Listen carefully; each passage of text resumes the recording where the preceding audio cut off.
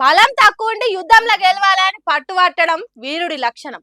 కానీ ఓడిపోతామని తెలిసి కూడా ఎత్తుగడలు లేకుండా గెలుస్తామని ఏతు ఎప్పుడు మూర్ఖుల లక్షణం. తెలంగాణ కాంగ్రెస్ సర్కార్ల గట్లనే చేసిందని అంటున్నారు చాలా మంది. మరి లేకుంటేంది, బీసీ రిజర్వేషన్ల మీద హైకోర్టు స్టే ఇచ్చింది.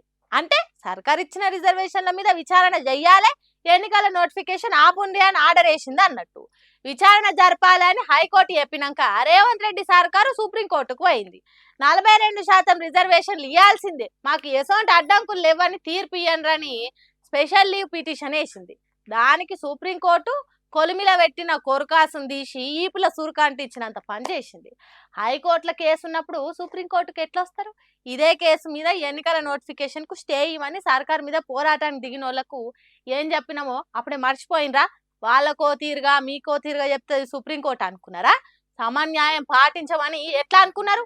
స్పెషల్ లీవ్ పిటిషన్ లేదు, ఏం లేదు, నలుగురిని అన్నట్టు సుత్తితోని నెత్తి మీద పడపడేసినట్టు చేసింది సుప్రీంకోర్టు. మీరు ఎన్నికలు పెట్టాలని అంత ఆతృత ఉంటే పాత రిజర్వేషన్ల ప్రకారం ఓట్లు పెట్టుండ్రి, అంతేగాని హైకోర్టులో ఉన్న కేసును సుప్రీంకోర్టులో విచారించమని అడగొద్దని ఎలగొట్టింది కాంగ్రెస్ సర్కారు. పాపం ఏం ముఖం మలమల మలమల మాడిపోయింది కావచ్చు సుప్రీంకోర్టు చెప్పింది తిన్నాక సర్కార్లు ఉన్నోళ్లకు.